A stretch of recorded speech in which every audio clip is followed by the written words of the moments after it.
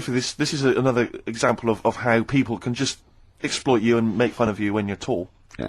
I was quite tall. I've always been like about 6'7" for quite a while now. And when I was about 16, I went to a big New Year's celebration in Bristol, where I come from. And everyone kind of congregates in this big sort of part of town, and there's all people dancing around, like in Trafalgar Square. And I was there, and somehow I just picked up a balloon somewhere along the line, one of those kind of helium sort of balloons, and I was holding that, sort of dancing around. And these two girls came up to me, and I was thinking, yeah, okay, you know, it's New Year's Eve, brilliant, you know, that's my kind of party. Yeah. And they came up, and they went, hey. Once a year. And they said, you going to be here for long? And I went, well, maybe. And they said, it's just that we've arranged to meet back at you in about an hour. I went, what do you mean? I went, well, it's just because we can see you wherever you are. Don't worry, you can move around and stuff. We'll see you with the balloon. Just arranged to meet some friends. I love that. A landmark. So, like, if pilots use that. Oh, we're just coming in. There's where we go. When we see Steve Merchant, we'll be descending to Bristol Temple Mead. What's really funny is New Year's Eve, Trafalgar Square, you got a huge column, but they use Steve as like the meeting point. Steve's got a huge column. Brilliant, Rick. Well done.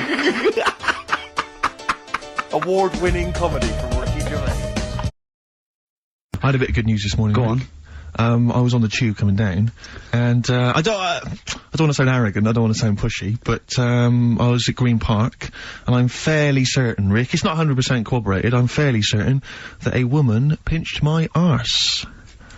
So what do you think of that? Yes. There's a lot of pickpockets around Green Park. No, my wallet was still there.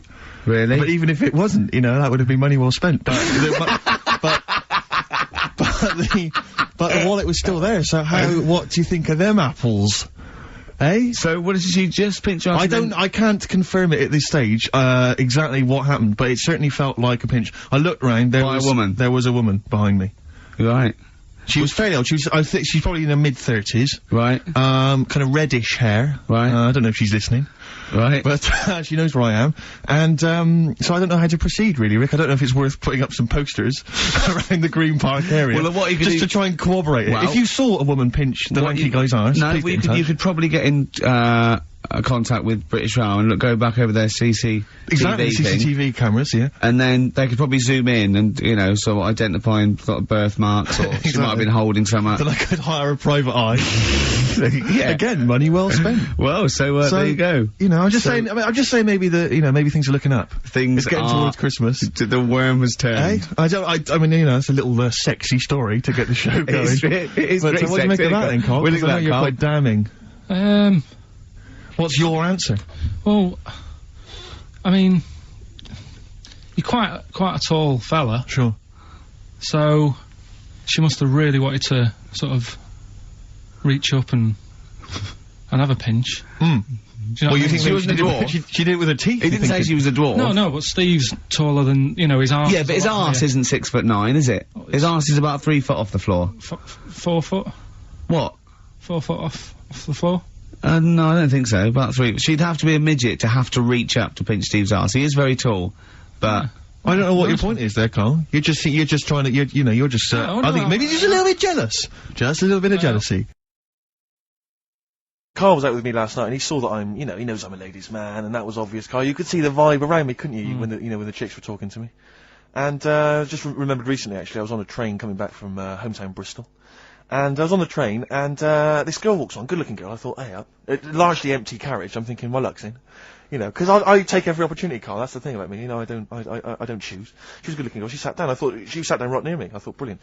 As, this guy comes up behind her, and I think, it's probably a boyfriend or something, sits down next to her. And I listened in on the conversation, obviously, because I'm pretending to read. It was very clever. I read the same page for hours, so I was pretending to listen. I was listening, but pretending to read. And, I realised that it's not her boyfriend or anything, it's just some guy she's met on the platform. And I'm thinking, brilliant, if she's the kind of girl who's just going to start talking to someone, you know, on a platform, on a train, brilliant, I'm going to be in here. Because he was only going one stop. So I'm thinking, what's the worst that can happen? He'll nick off, you know, I'll get chatting to her, you know, and, who knows, I could join the... is there a train equivalent? Foot High Club. The Foot High Club, brilliant. And, so I'm excited, you know, I'm listening in. And, it turns out that they're both kind of, graduates, they've just finished university, or they're coming to their finals or something. And they're chatting away, you know, and he's making a couple of witticisms, you know.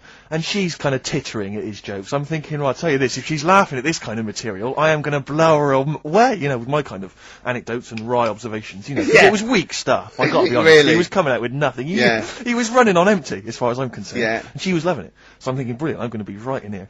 And then they get moving on to higher brow things, you know, and, I think she was going to study kind of Marxism or something like that, or communism, something. And she was asking him, by way of conversation, she was asking him what he knew about Marxism, And he was fumbling for some his vague knowledge of it that he had in his life. And I'm just sat there thinking, come on, love. In any given capitalist environment, the proletariat will revolt against their oppression by the bourgeoisie, and after a brief period of socialist rule, emerges a classist society governed by community cooperation. Well, if that sort of talk wouldn't get a woman hot, I don't Come know. on, I don't Rick. know what you'd use. If then Marx and Engels is not going to get a woman sweaty down below, then nothing is. Then my name is You're not just Steve biding Merchant. your time. Exactly. Yeah? I'm just going to go in for the kill any minute. Yeah. So anyway, it comes to his stop, right? He gets up. I'm thinking, this is a piece of cake. And he gets off, and off he goes. He walks off. And I'm thinking, brilliant. And I thought, I'll wait till the train's pulled away. I'm not going to leap in straight away. No. And he comes back along the carriage. And I'm thinking, hang on a minute. He goes, listen, do you mind if I give you my email address? Oh. Right? And if you want to get in touch, email me. I'm thinking, come on, you loser. Get off now. Save your face. Please, before it's too embarrassing. She accepts the email address because she obviously doesn't want to hurt his feelings, whatever. I'm thinking, fair enough, she's a good woman, I'm liking her. I'm loving her, I'm thinking, that's my kind of girl. So anyway, he gets off. I'm sat there, the train pulls away, I'm thinking, I'll wait a few minutes, I'll just, give it some time. Her phone rings, it's her friend on the phone. And, she starts saying, and I was listening in, and she was going, just met a guy on the train. I'm thinking, that's true enough. She goes, he was a good-looking guy. I thought, you're having a laugh, love. To be honest.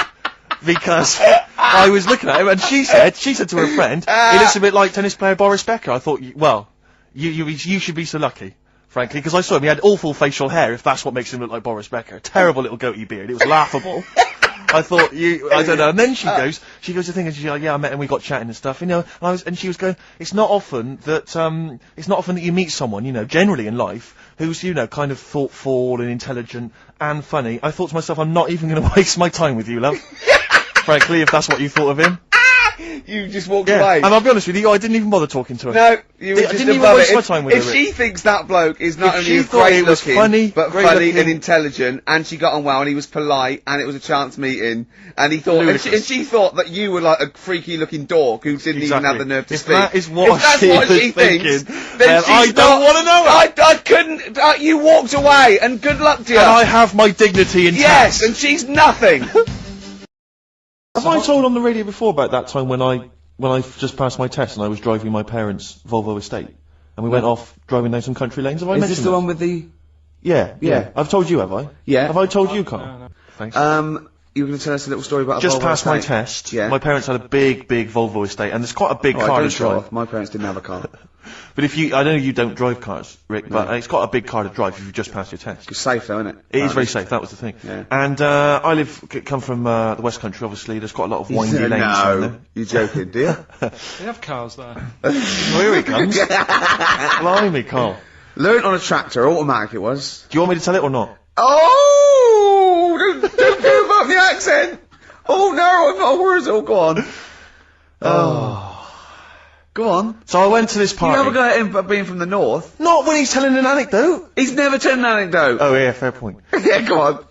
So I went to a party, and I was quite excited because I had the car, I had the motor, and there was a chick heading down to the party that I was like, I had my eye on. And I thought, now I've got a car, and going to the party, it's going to be amazing, right? You glass And eye, various friends had said, like, can we get a lift? I thought, yeah, groovy. Yeah, I'll pick up the chick as well, who's Yeah, a friend yeah, of a friend. yeah. So cruising down to the party in the motor, the Volvo estate, and there's nothing sexier than that. Slipping a little bit of Billy Joel on the stereo or whatever. Something don't classy. go changing. Exactly.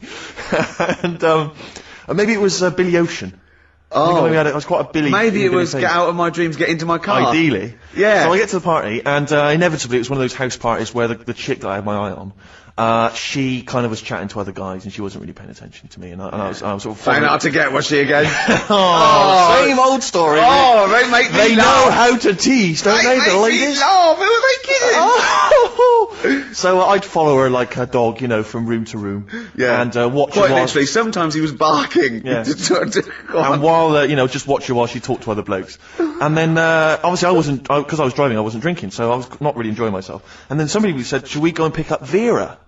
And I thought, right, okay. And they went, Steve's got a car, let's all leap in there, we'll go pick up Vera. And this girl was like up for it as well, so I thought, brilliant, I'll be back in the car with her, away from all these lads. yeah. One guy she had her eye on, he came as well, I was a little bit annoyed. Yeah.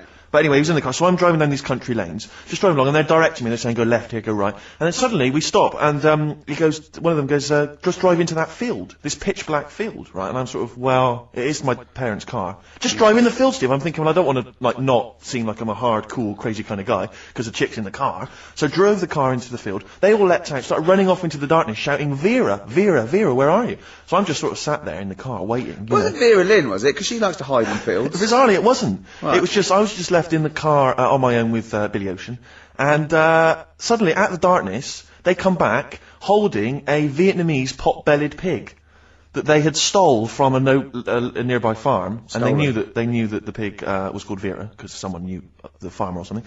Anyway, so they got this pig. So now they're going, "Oh, put the pig in the back of the car. We'll take it back to the party. It'll be hilarious." I'm thinking, well, I'm not sure I want a pig and all its, piggy crap in the car, right, crammed in there. But they say, yeah. So obviously, I'm thinking again, I don't want to look like I'm, a nerd.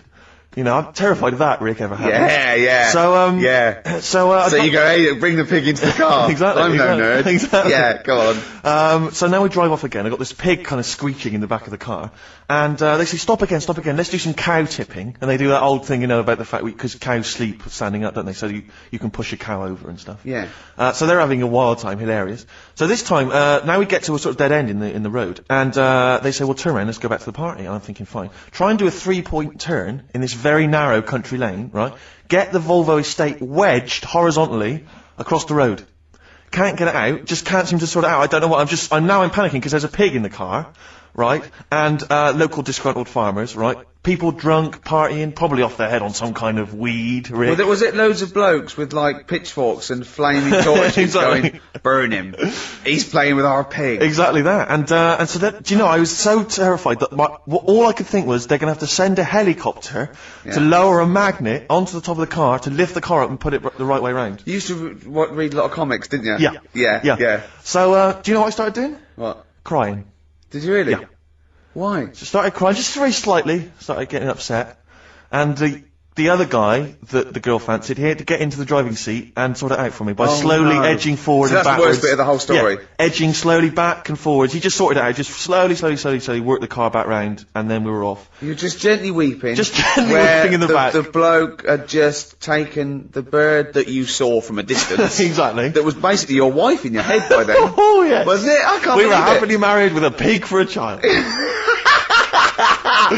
Don't joke, that could happen. I know. The pigs come, if you like. Sorry? What did you say? What did you say? What did you say? When you do what, Carl? What? What did you say? No, what did you say? Because I don't want to have to go to the radio authority again. What did you say then? Just remember. We are going out live, Carl. Yeah, remember Tom Binns, right? What did you say? What I'm saying is, why were they shouting Vera? Because pigs don't come to the name, do they? Hey? I don't know the ins and outs of pig, have how to lure a pig into your trap. Can I just tell you some very, very interesting things about pigs? Please do. Right. One, everyone knows they have a corkscrew-shaped penis, right? Yeah, A corkscrew-shaped penis. That's the tail, isn't it? Two, they can't look up. They can't put their head back and look up, right? Three, they can have a 30-minute orgasm. Rick, is it only pigs that have got a corkscrew-shaped penis? No, and landlords. Okay. Very handy.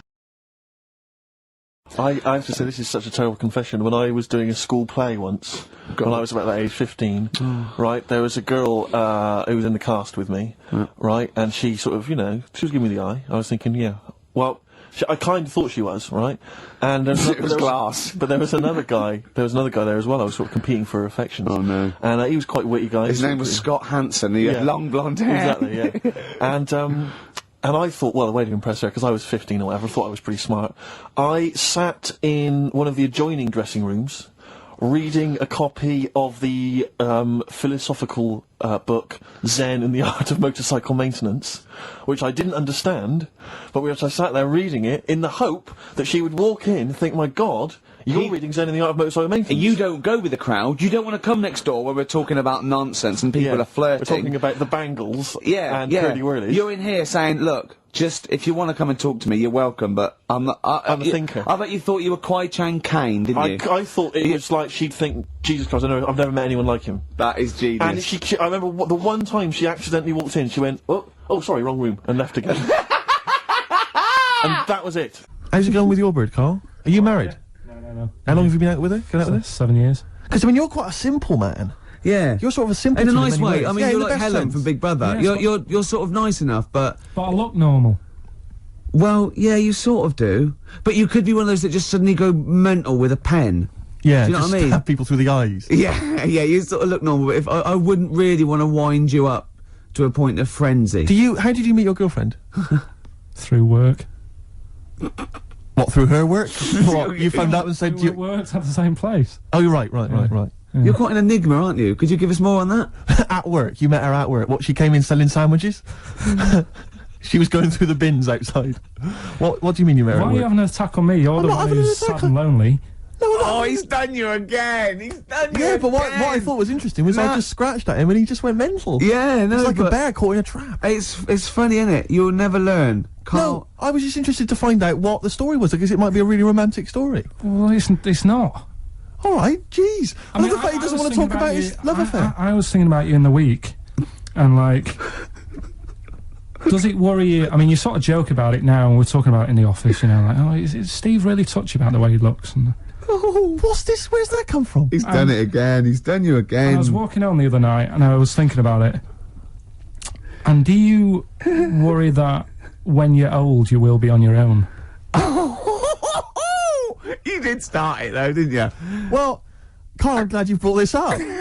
Because because I mean, for me, you know, a lightweight, frothy entertainment show on XFM on a Saturday afternoon is exactly the place where I want to discuss the desperate, lonely future that's inevitably coming my way. Oh God! I'll tell you what will cheer you up and forget all that. A bit of Embrace. Oh, one of the most hated bands. My birthday. Yeah. Sorry, Mr. Johnson, I'm really excited about the job. Can I call you back? I'm just going to negotiate with a whore. And it was just sort of, you could tell that she was clearly probably desperate for crack or a latest fix of smack. So she was literally the normal etiquette of prostitution. You know, that they hang around, they show some thigh. I've seen this in They films. will woo ya. Yeah, They exactly. will- yeah. Take you out for a meal. I That sort of know, thing. straight That sort of into gone it. out of the window, and she Yeah, was just sure. there, desperate, running around Did the she go out of a streets window? like a Because doll. that's another thing they sometimes do, specialist Exactly. ones. But I was Yeah. shocked because I've never been propositioned before like that Really? in London. It's weird, isn't it? Carl, thoughts?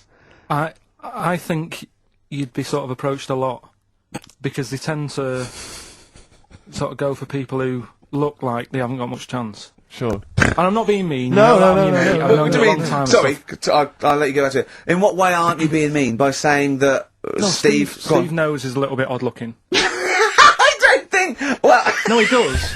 Do you know Yeah, before... no, but it's not what he thinks of his looks. No. It's what he thinks of you talking about his looks on... No, but it's on. like how you were talking before about, you know, your eyes are bad. It's nature's little way of saying, look, nothing to see here, right? Don't get that! I don't know what you mean. But when you look in the mirror and that, they've gone, look, he hasn't got the looks, let's make his eyes bad, right? Yeah. Nothing to see here. Yeah. That's what I'm saying, See, balancing it out, right? Yeah. And it's funny, right? Now we're on the topic. Sorry, Right, I wasn't- Johnny Depp. Now listen, I'm gonna... My chest is gonna burst at this moment. Whenever we go because- into this conversation, I always think to myself, Carl, do you know what you look like? I'm gonna... Do you know, seriously, can I be honest with you? You look like, you know, if you've got like a balloon, a hot air balloon, right, just a little balloon, like a party balloon, if you drew a little face on it, right, and inflated it about halfway, that's what you look like. right, So, no, play a record, I don't want to get into this, Listen, it's too intense. now you've got onto this, let's just nip it in the bud now. I'll tell you something that I wasn't going to tell you because I think it was I out don't of want to order. hear it, I don't want to hear Well, it. right, it was on the tube, right? Well, I was. Someone told me they were on the tube, right? And the tube pulled into a station, right? And one of the women saw the poster that's out at the moment with you and Rick on it, right? Yeah. So this woman apparently goes, "Oh look, there's Ricky. Ricky's on the radio, right?" And the other woman goes, "Oh yeah, don't you listen to it?" So she goes, "Oh, I didn't know he was on the radio." And she goes, "Oh." Sorry, Steve. Look at... Because you didn't sound this bad. She said, "Oh, look at that person he's with." So she goes, yeah. She said, "That's Steve." She said, I was sort of aware that he looked odd because Carl mentions it on the radio. Yeah. So it wasn't as much of a blow to me, but I can see how it was a bit of a shock to you. Yeah. So that's weird, isn't it? Yeah. And that isn't me sort of telling this woman to say anything. That was all happened without anybody else sort of bringing it on. Yeah. Do you know what I mean? Yeah. So... Was it... Sorry, you seem to be relishing this. Was it because of the little balloon story that made you... Honestly, Steve, I wouldn't have told you, but if you're going to start, having a pop... Yeah. Do you know what I mean? I can't just sit here and take it and that. No. I mean... All mates. Yeah, it's just, Yeah. Well, I mean, I was mistaken for Johnny Vegas. Steve's got a story about that. Yeah. Oh. Yeah.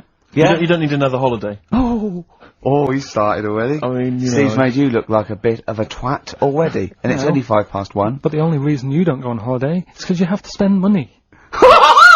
Oh, and he's gone straight back! Well, He's gone straight back! I can't come back to that. Oh, It's just dynamite. It's just absolute. That was Although searing. the last It cut holiday to the you had- chase. Suzanne, your girlfriend, or mummy as you call her.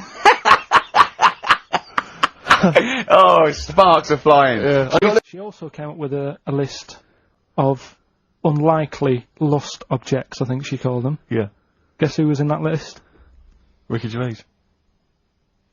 Think again. Carl Pilkington. Right, next one.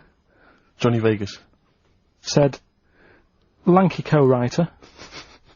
Rubbish. Lanky co-writer. What do you mean lanky co-writer? Well, do I need to say any more? He said... Hang on, wait a minute. Let's not talk about... I don't know why you're laughing at my expense. I'm an unlikely lost object. Yeah, but I was thinking about that, actually, Steve. Oh, God. Just talking of the old... What? What? Talking to the what? No. Do you know, like... This better be good. No, you don't have that many girlfriends and that. What do you mean? Carl, why are we on this? I was defending you in the whole monkey discussion. Come on, what's your point? What's your point? What's your point? No, what's the point? What's the point? I just was thinking... If there was an infinite number of Steves? You're an odd-looking fella. Come on, Carl, get to the... No, I know that. I've told you that Cut loads to of the quick. times. What do you mean, you know I know that? Well, there's no point pretending anymore. Steve, I'm flabbergasted. But also, you don't like spending money, right? He's mean and weird looking. Valentine's Day. I'm gonna. Oh. Are you sort of, You've got to love him though, haven't you? what are you happier with? The fact that no girls like you enough, right? This is really mental. Or are you happy because you don't have to spend any money on a card for someone? A little from column A, a little from column B. Wait, let's have more monkey news. What have we got? No, we've got We've got so much to get into this show. Insults, We don't need stupidity. the insults. I think we've got enough. We don't need the Yeah, insults. there's no more insults. No more What insults. angers me with Carl is he's been planning that. No, I haven't. I was thinking about it on the way in because Valentine's Day is coming up and I'm not a big fan of it. Condoms? You bought your girlfriend a box of condoms for Christmas. I don't think you can have a go at me. To be fair. No, but I don't just treat her on Valentine's. I'm always... Do you know what I mean? You don't even treat her on Valentine's. You don't even treat her at Christmas or on her Hang birthday. on. When do you treat her? Hang on a minute. Wait a cotton picking minute there. Oh, why I order. Wait a minute. What was that? Tiffany dog. I treat your girlfriend better than you, and I've only met her twice. I took her out last night and she enjoyed herself. Where'd you go? Until she had to write the cheque. Where'd you go? Where'd you go? To a chippy. A really... Play a record! To a chippy? No, a quality one. Right. Oh, God! Under a fiver for two. Oh, cod nice lots. wrapping. Not newspaper, greaseproof paper. And bread. And bread. Well, Rick, you're not the only one who's been away. I know you've been off working, but Yeah. I, at long last, have taken a bit of leisure time. Go on. And, you've probably heard of the Rio de Janeiro Carnival. Only one of the hottest, events in the world calendar. Yeah. Imagine me down there. Oh, Rio, God. you can imagine, did not know what hit it. Oh, God almighty. Were you like Paul the Party Animal Parker? He would not have been able to keep up if he was with me. God, what did you do? What did you get up to? Oh, let me tell you right now. Day one, I almost drowned. Day 2, I got a foot infection and spent the day in the hospital, and the rest of the time I had diarrhea. So that was a hell of a time. Carnival. Yeah, I did, I was able to watch some of the carnival on TV, and it looked brilliant. It looked amazing. I didn't actually, it was difficult to make out because the TV wasn't actually in my room. Because in an effort to save money, I wasn't staying in a hotel, I was staying with a bunch of other people in some kind of, like, someone's flat that they'd let out. And, so I had to watch the TV, like, from my window, watching a neighbour's TV. And of course, when they changed the channel, you know, often during the juicy bits, I couldn't see anything. And, but it looked really good. I'm bunged up at the moment just so I can get through the show. But I've just been on a 12-hour flight, and it is terrifying being on a flight when you know that any moment you could go. Because, you know, the problem is sometimes the toilet's free and sometimes you've got to queue up. And the worst bit is that sort of half an hour just before you land when they say the toilets are out of bounds now. I'd say I went twice before that in quick succession. The woman sat next to the toilet, she didn't know what was going on. The noises and stuff in there. And because I was really panicky. Oh, Christ. And so, of course, then on the whole flight, as we're landing, I'm really petrified because I'm thinking I packed a pair of underpants and jeans in my bag, in my holdall, just in case it all went. And I was really, because I hate flying anyway, and I hate landing because it's the most terrifying moment of the journey. Then it really was rumbling, and I was thinking, I got to get out of here. Of course, you know when you're in a hurry, everything makes you angry. The little old lady in front of me who's just hobbling along off the gangplank, get out of my way! Yeah. You know, just really annoyed. With your bad hips and your bad legs. Your Zimmer frame. I know you've been through a war, but get out of my way! Yeah. And just anyone who kind of even passes you, and so I managed to get there just in time, got into and it all went off. Man alive, it was grim. But that was not anything compared with the first couple of days, because the first day I went for a walk, and of course Ipanema Beach is famous. I mean, obviously The Girl from Ipanema, one of the most famous songs in the world, and Ipanema Beach is famous for just the beautiful, beautiful people that gather there, and it is extraordinary. I mean, the people are remarkable. There's so many beautiful women in Rio, it made me angry. I was angry that these women were so attractive and that, you know, none of them were even looking at me. So, but anyway, I'm on the beach because I was shopping and I needed a wee. Right, and we went for a quick impromptu swim, and I thought, we in the sea. Just think of him on this beach, right, with diarrhea. Well, I'm wearing great big long shorts, because I'm not going to try and compete with these boys, because they And you are, could I say this, the whitest man I've ever met in my life. Yeah. I mean, with his shirt off, you can see his heart like a newborn fish. Well, this was the thing. As I went into the sea to have a wee, there was a discussion about this. As I went into the sea to have a wee? Yeah. Well, I was desperate for a toilet, and I was shopping, so I thought, well, I'm never going to make it back to the hotel. So I'll go in the sea and have a little swim and just I see him straining, just like a cat in a litter tray. See, there was a discussion about this because I'm very much of the opinion that you should take your trunks down, and some people, some of my friends are saying, just do it in your trunks and let the sea just wash it away. What a hell of a carnival! And I think I'm against that. I've always been against that in swimming pools, everything, you know. I'm against pissing in swimming pools. Full stop. It doesn't matter whether you take your trunks down or don't piss in the swimming pool. Sea? Yeah, well, fine, yeah. Fine, okay, right. Fish do it. So anyway, I'm in the sea trying to urinate, and I kneeled, because I'm obviously very tall, so it's tricky to get deep enough for the water to mask what you're up to. So I tried to kneel down in the water, right, and I got John Thomas out, but then the water swept out again and just left me on the beach. But luckily my back was to everyone, so no one saw. I can't think of a funnier sight than Steve Merchant on his knees with his little John Thomas out. I don't know how big it is, I've never seen it. Well, I mean, I imagine it's in proportion to the rest of it, is it? I wish. That's all I'll say is I've been a little shortchanged. But, so then I got up and I waded a bit deeper in, right? And, now I was trying, I got it out.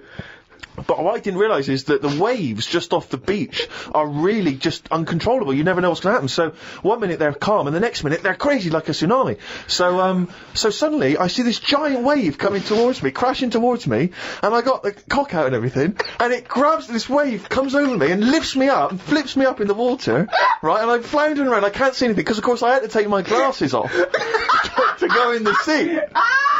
because I didn't want to lose them. Oh God! So I floundering around, and I'm genuinely getting scared because as I try to get into shore, the wave just pulls me back again.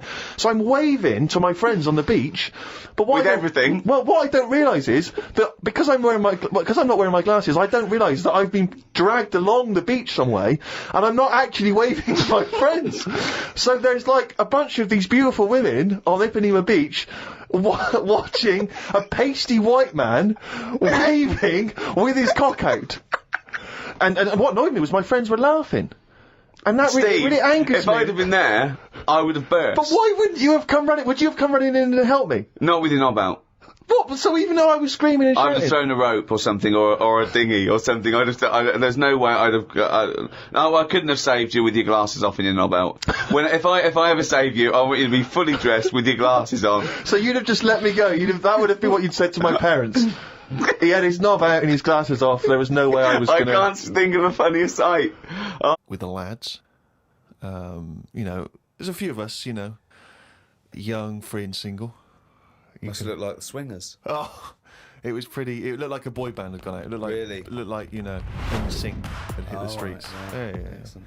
A friend of mine said, let's go to a club. Right, I haven't been to a nightclub for a long time, actually. I haven't been. Is that because your glasses steam up when you walk in out of the cold?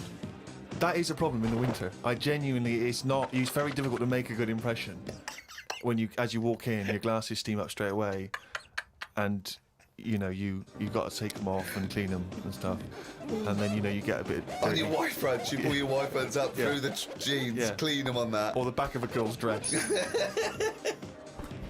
But we cruised down to the club. It's one of those big sort of London super clubs, and it's a bit of a queue. I think it's a bit of a chore. But we're queuing up, we're in good spirits, we're looking at it, sounds pretty funky, we can hear the music coming out. Been in the queue for quite a while, 25 minutes. Forget it, 25 minutes. Well, yeah, we were pretty excited by this point. The doorman says, hello lads. I said, yeah, we're coming please. He went, no you're not. I went, Really? What? He said, you're not coming in.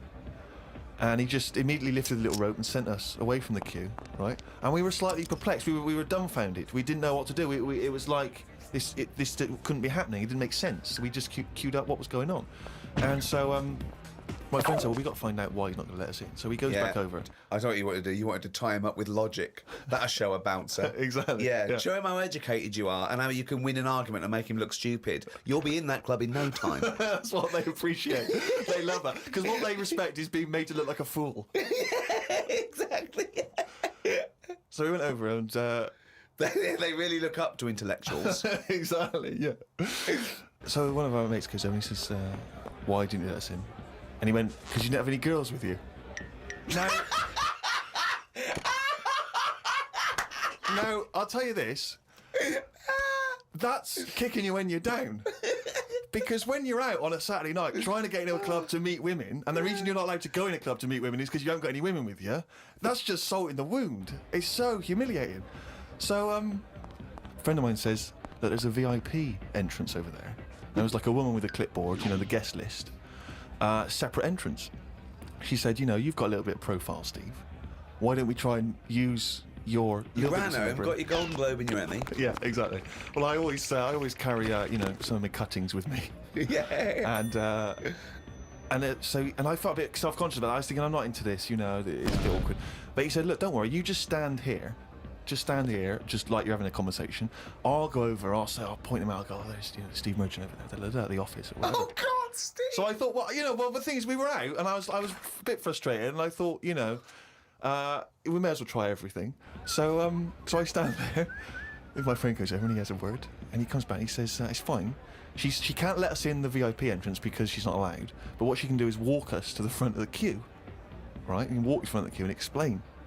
So I think, okay, fine. Oh, God. So we walk past everyone else, right, to the front of the queue, right? She goes up to the guy, she says, this is Steve Merchant office. The guy goes, I know he is, we're not letting him in. Oh, God! Oh, God! By now, of course, some people have recognised me, so they're trying to have my photo taken. So there's people inside the line that's being allowed in the club. I've got to lean across the rope to have my photo taken with them, even though I'm not allowed in the club.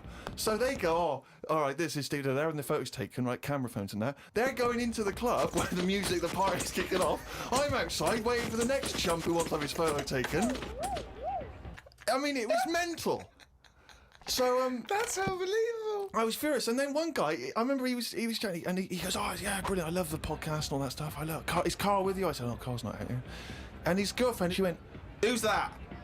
And he went, "Oh, it's just Steve Merchant. He does the office. He does the thing." And she went, "Who cares? Who are you, Bruce Forsyth?"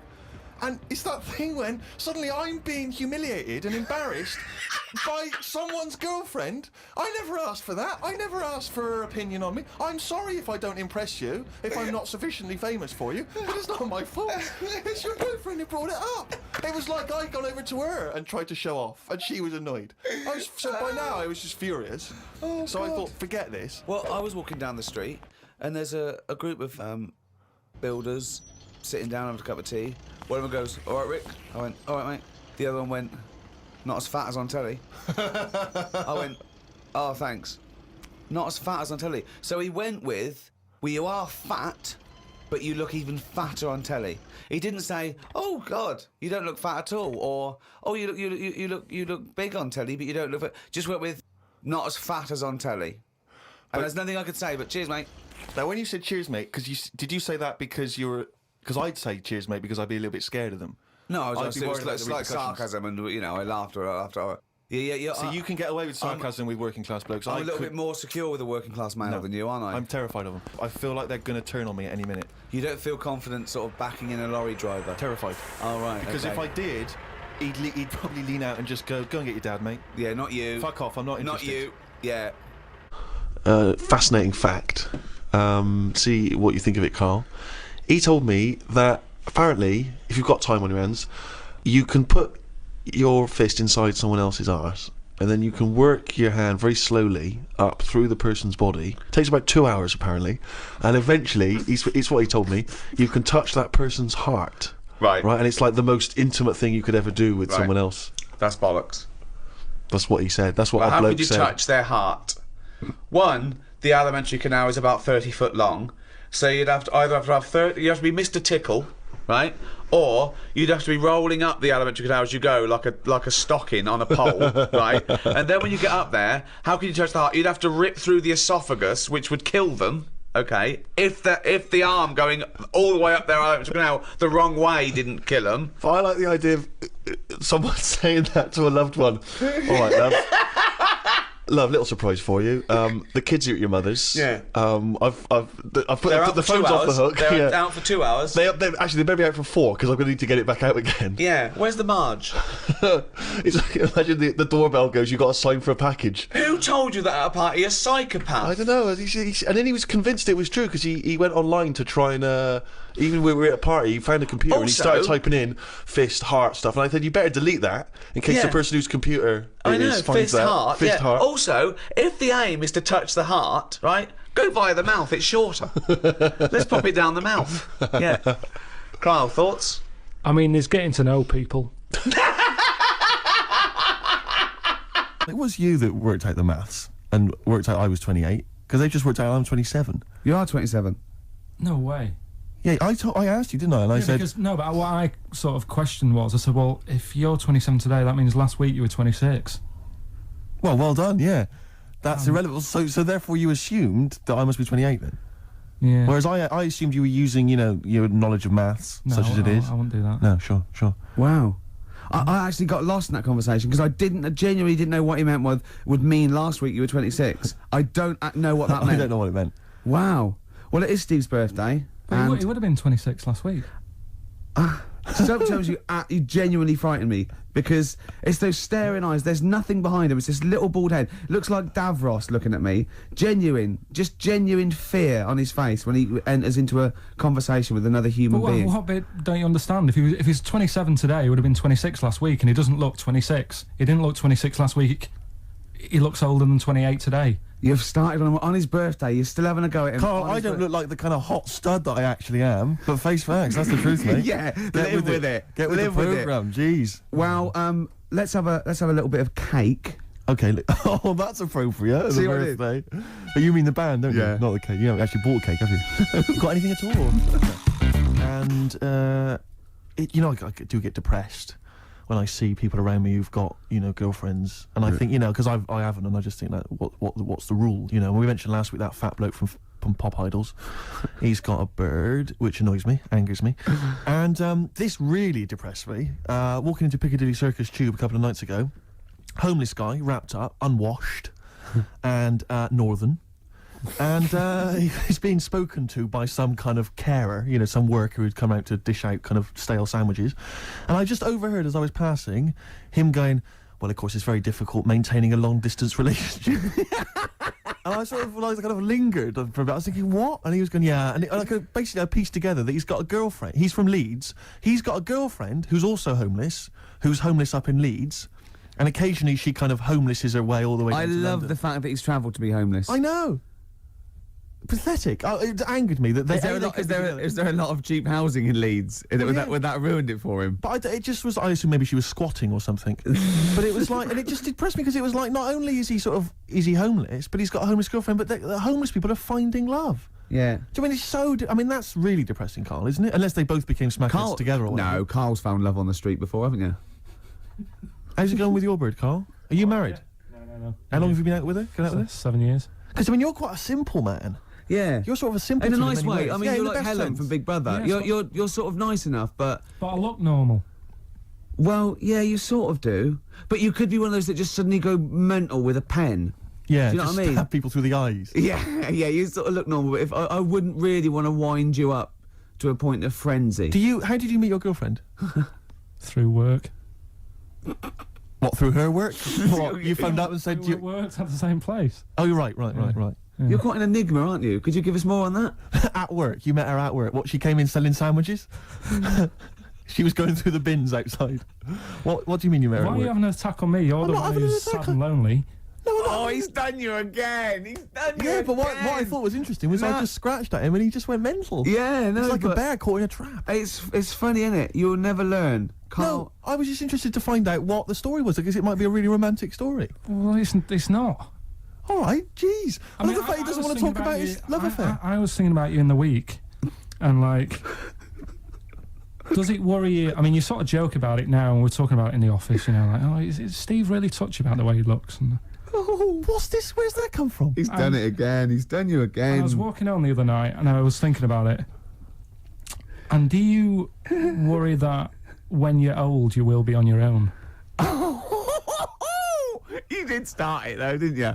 Well, Carl, I'm glad you brought this up.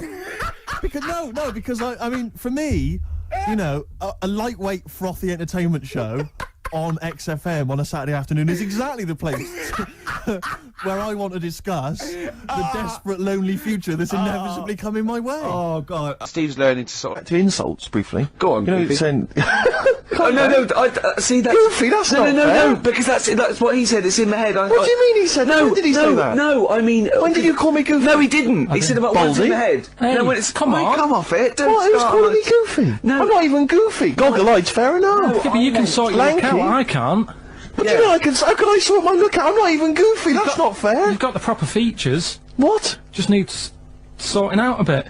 I can't help it if my hair's not good. Who do you think's cooler to look at, Steve or the Chemical Brothers? Steve. Definitely, yes. You're absolutely right, Carl, and that's the first sensible thing you've said for a If long I was time. to work with Steve on some music, Yeah. if I had the choice, I think Steve would look better on a album cover. Really? Yeah. What would you do? Would you change him at all? What would you do with his image? I'd put him in the distance, so I can't believe this is... no, just so you don't look as tall, that's doing you a favour.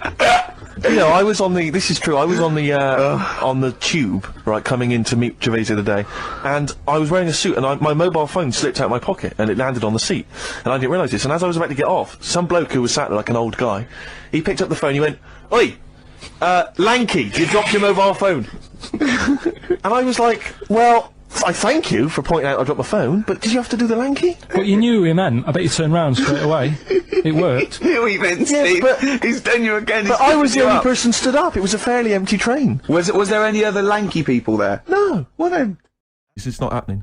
Oh, here he is. Look, Here he is. come in. Hey, look, he's... How have you... Oh, God. I don't believe Oh, that. that's pathetic. I do not believe that.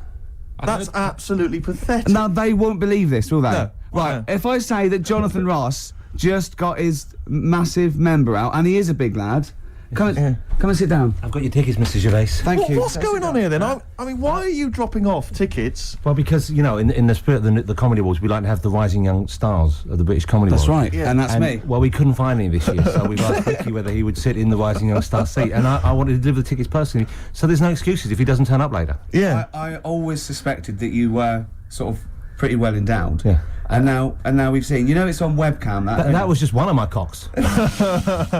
That's the one you're wearing today. Did we? Did you? got in Don't trouble say saying that. No, we were in This is meant trouble. to be the happening young station. What's going on? No, you can't say stuff like that. You can't. Just careful what you say. Look at Julian Clary. what- Take his can I- wilderness and he comes back in a personalised. 10 years and in that the can happen wilderness. to you. That's Jesus you're thinking of, isn't it? Just because you're on everything at the moment. I walked in here and I came in here and I thought this is the young happening place, and what do I see in here? 3 old men sitting. What are you talking about? I'm only 28, 27. You all Yeah, you're Tracy. wrecked. You all look wrecked. You're Well, that's because terrible. we're always partying. I was looking for some youngsters. Where's the youngsters? I wanted to see some tight leather pants. I wanted to see some Look how- foxy chicks hanging on you every word. What is it? It's a bunch of old blokes on a block up there washing up in a sink. But look at him. He even dresses for radio. Look This at is him. ludicrous. It's amazing. Looks like you're I love the one fact step you were away. on the phone to Gervais last night, weren't you? Asking his advice Yeah. on clothes. Look at him. He's going for the man down the DSS. I like that look. That's a nice look. Isn't it? Thank Have you got a single pair of trousers that aren't elasticated at the waist?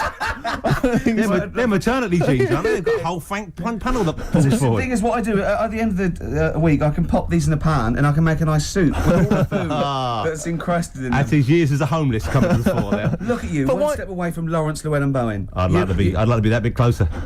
But why are you dropping off tickets? Are you a little bit... Because I thought you were married and stuff. Why do you suddenly got this obsession with Gervais? Because I'm a bit rough, ain't I? yeah, it's like when you see Dale Winton out with those rough boys. I'd like to get one of my own.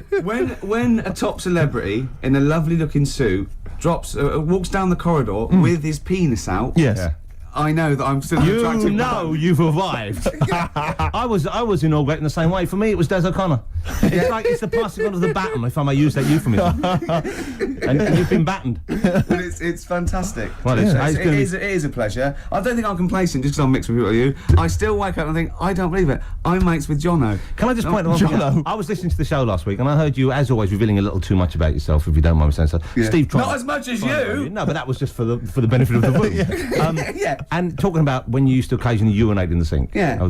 When you were around my house last time and I came in and you looked a bit shifty. No, please reassure me. It was more ownership. But Yeah. I was like, I went to my territory, and then other people that come in that go, has Gervais been round here? It's like just marking my territory. Because my coffee the next morning had a hazelnut tang to it that I don't remember putting in. Can I just say something? Because I mean, I used to, you know, mention to you, Gervais, when we first started getting involved in the business. Yeah. I used to say, if there was one celebrity I'd like to be friends with, it's Jonathan Ross. Yeah. Lo and behold, Ricky's befriended Jonathan Ross. I'm nowhere to be seen. Not Ricky invited told me- round. Ricky told me that I could be his friend, providing I never extended the arm of friendship. to Right. you. Yeah, if you ever... I thought as much. He tries to keep everyone else down he works with, from the office, all the other shows. He tries to keep them down. He said, I didn't even want I'm you to number come one. in. I wanted Yeah. to meet you on the steps. Yeah. I didn't even want to tell him you were around. But you called. He went, who's that? And he saw your name come up and he went, well, can I meet him? Well, you're all coming tonight, though, aren't you? This isn't Radio 2, by the way. These links are way too long. This is snappy radio. We have to play... Yeah. You might The be kids have Jonathan lost Ross, interest. But Put the some more- kids want to hear Coldplay, Catatonia, You know what I like? Faithless. How about some more of that instantly forgettable hip hop you play each week? One of those obscure hip hop hooray. That's the worst feature on British radio. You should be ashamed of yourself. Wait a minute, I've heard your As I was quiz on saying to Radio Bruce 2. Forsyth You're the having a other day, I laugh. said the hip hop's had its day. You should be that one. Put it away. Put it away. I'm Carl. Carl, how you doing? I'm alright. Got a question for you. Quiet man. Got a question. Yeah. The Pope. Yeah. What semi-precious stone does the Pope wear? It's easy. Go on. Topaz. Is that the right answer? I don't know. I might have wrote it down. I'm really sorry, Jonathan. It's not what he publicly admits to, but I have to know because I was hanging out with him at the Groucho one night, and he was saying, "Oh, look at this, look at this, look at that topaz. Go and buy that. Look at that. Vatican City." Look at that. We can make a nice ring out of that, he said. Didn't go anywhere, but thanks for asking. I better go. I've got to go. I've got to go and buy you. some winkle pickers. Thank you very much. Okay. Enjoy Nice to it. meet you, Stephen. Yes. Carl, I wish I could say it'd been a pleasure, but actually it was quite creepy. We're talking about embarrassing stories and stuff, and I don't know if I've told this on the radio before. Have I told you, Carl? I'm not sure. But this was when I was working at the BBC. This is not even long ago, and I've moved to London, and I was fairly new in London. And I was working at the BBC, and I had this BBC hire car, and I've never told it. If there's anyone listening who works for the BBC, I don't know if I can still get in trouble for it. But this BBC hire car, and it was like I've been ferrying kind of actors and people and production people around all day in this car. And I was driving back, it was quite late, it was about sort of 7 or 8, and I was driving back, and I pulled in to get some petrol to fill up the car every day. And I went into this garage to fill up some petrol, and I was there, and two blokes came in a white van. Right, they pulled into the forecourt, and I was filling up the car, and they went, "Hey, do you want to buy a couple of speakers?" And I said, Yes, I do. Yeah. Because, to tell you the reason, it was like I was so flattered that they thought I'd be the kind of bloke who would A, need some kind of classy speakers, and B, would like to buy them on the sly. Do you know what I mean? Yeah. I thought, they like the They've seen me. They've seen I look a bit of a hustler. Exactly. Yeah. I'm a street sort of guy. You can see by the way I use my walk. Exactly. Yeah. So I couldn't believe my luck. So they drove behind the garage, the little sort of garage bit at the back, and I went round there, sort of casually went round there, sort of locked the car, went round there. They went, open the back. You had 2 speakers in there. I said, are you sure these aren't knocked off, mate? He went, no. We work for Dixon's. This is the story he spun me. We work for Dixon's, right? And we're delivery men. And if we make a delivery and the person's not there to sign for the goods, then we have to bring them back to the warehouse. But if we can sell them on the way back, then that's really good for Dixon's. Dixon's must love that. And instead of thinking, are you sure some kind of troubleshooter didn't... I mean, did someone going to go into Dixon's and go, you're not getting in the garage forecourt market? Exactly. Get a couple of lads in a white van. Exactly. Yeah. So anyway, I sort of bought this story, and I was a little bit dubious, and I went, right, let me hear them then. He wired them up to the car stereo, and boom, boom, boom, they're playing. So it was some groovy hip-hop. I was thinking, great, these guys know what I'm into. Yeah. And he's giving me the talk and stuff. And, I said, I'm a bit worried these are knocked off. He went, no. Listen, we got a bloke at Dixon's who can confirm this is fine, right? Phone him up, use my mobile, right? And quote this reference number, right? So I phone out, and I goes, I go, hi, some guys here in the garage forecourt trying to sell me some speakers. Just wanted to check. He went, it's fine. I went, should I just read the reference number or whatever? He went, if you want. And X14, and I went, yeah, fine. Yeah.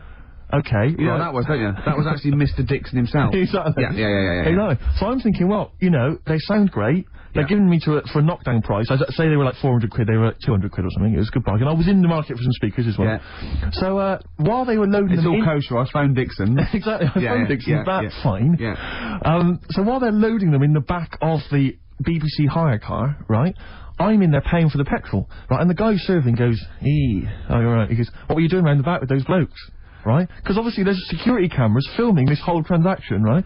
And he goes, what are you doing around the back? And I went, brilliantly, there's some old mates. Some of my mates were just having a chat and that. He went, oh, right, okay, like, giving me obviously the evil eye. So I went back to that, and so I'm in the car now, and I'm driving with one of the blokes who's in the van with me, because I didn't have the money on me, so I had to go to the cash point to get the cash, right? So I'm driving with him, and the other guy's, following me in the van, and he was like a northerner, like you, and he was giving it all the, alright, I tell my girlfriend's a DJ, she's got some of these speakers, they're fantastic, and he's giving me this, and then my mind starts working. Now that I've got a bit of time to think, I'm thinking, wait a minute, this all sounds a bit dodgy. Yeah. It dawned on me, Rick. You know, fool, are you? You're streetwise. Exactly. You're streetwise, Steve. Not only that, I was thinking, how am I going to get them home? I've got to drop the car off at the BBC. How am I going to get these huge speakers back to where I live? And how can I pay for them? Because I've just spent £100 on Find the Lady. With a couple of blokes in sweat. It seems like a fair game.